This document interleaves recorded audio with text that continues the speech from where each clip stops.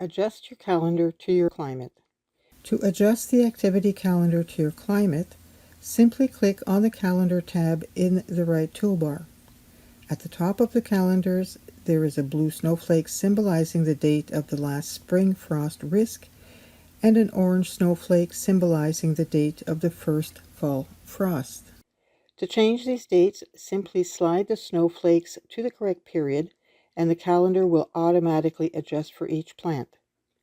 Please note that the weather changes and the last frost date is not the same every year.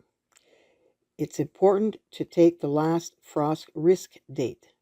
For example, in Montreal, the average date of the last frost is the first week of May, but every other year it will freeze after this date, so it's safer to use the third week of May to be sure not to lose any plants that are sensitive to frost.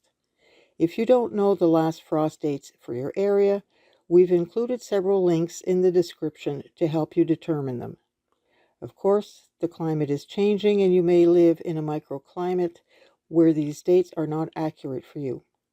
Nothing beats observing the conditions on the ground, and you should always check the weather forecast before planting.